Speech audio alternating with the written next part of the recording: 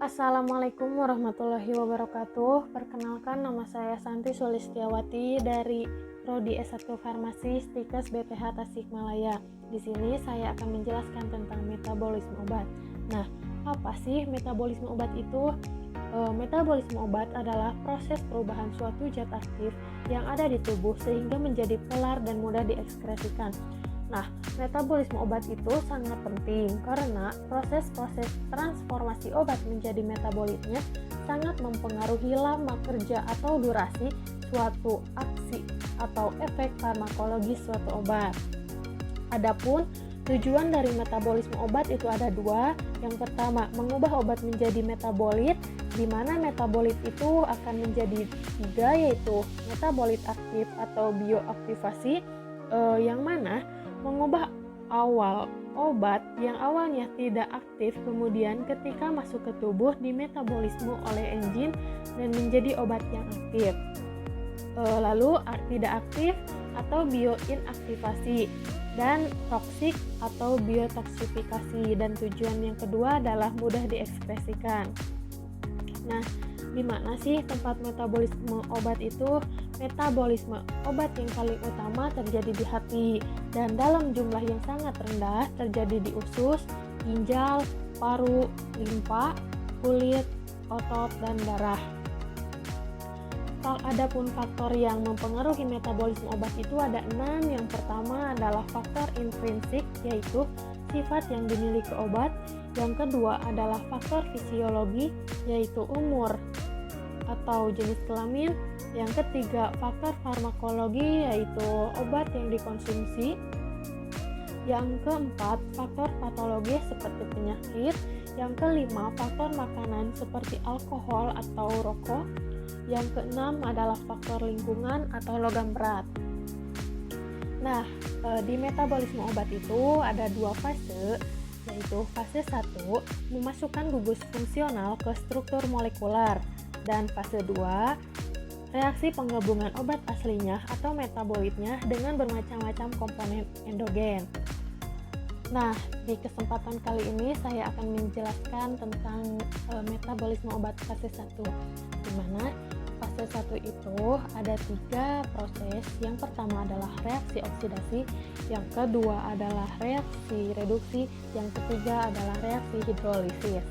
Nah, adapun fungsi dari reaksi oksidasi ada 3, yaitu untuk meningkatkan hidrofilitas yang nantinya akan lebih suka larut air, maka bisa keluar dari ginjal karena ginjal itu bisa menyerap senyawa yang larut air.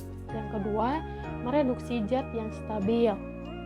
Untuk proses reduksi ini akan mengubah menjadi epoksin. Yang ketiga, fasilitas untuk konjugasi. Selanjutnya, di reaksi oksidasi itu ada 3 enzim yang dibutuhkan. Yang pertama, enzim sitokrom P450 atau sering disebut CYP450. Yang kedua, flavin containing monooksigenase atau FMO, dan yang ketiga adalah epoksid hidrolisis. Nah, di sini ada contoh obat yang dimetabolisme oleh enzim CYP450.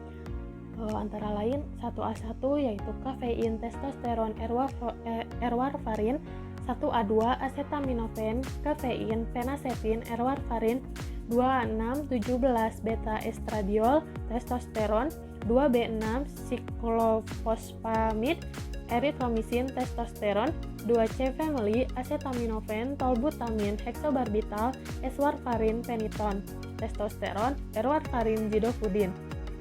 2E1 acetaminophen, kafein, korzolkazon, haloten, 2D6 acetaminophen, kodein, deberisoquine, 3,4 acetaminophen, kafein, karbamazepin, kodein, kortisol, eritromisin, siklofosfamid, S-warfarin, L-warfarin, phenytoin, testosteron, haloten, zidofudin. Selanjutnya, pada proses reaksi oksidasi oleh enzim flavin monooksigenase atau FMO, FMO sendiri adalah keluarga enzim yang mengkatalisasi oksigenasi nitrogen fosfor, sulfur, terutama pembentukan N-oksida dengan mudah. FMO ini membutuhkan molekul oksigen, NADPH, flavin, adenosin dinukleotid atau FAD. Faktor-faktor yang mempengaruhi FMO itu adalah diet, obat-obatan, seks. FMO itu tidak dapat diinduksi dan diekspresikan secara konstitutif. Lalu FMO itu terletak di mikrosomial hati, ginjal, dan paru-paru. Di sini ada contoh obat yang dapat dimetabolisme oleh FMO. Yang pertama bupivacain, lidocain, CP2, clozapine, olanzapine, dan nikotin. Lalu pada reaksi reduksi sangat penting pada metabolisme senyawa yang mengandung gugus karbonil, nitro, dan azo. Gugus karbonil mengalami reduksi menjadi turunan alkohol, contohnya alkohol. Gugus nitro dan azo terreduksi menjadi turunan amin, contohnya kloramfenikol, melibatkan penghilangan oksigen atau penambahan hidrogen. Sebagian besar reaksi terjadi di hati oleh CYP450. Nah, sekian penjelasan atau presentasi dari saya. Mohon maaf apabila ada salah-salah kata. Wabillahi taufiq wal hidayah. Wassalamualaikum warahmatullahi wabarakatuh.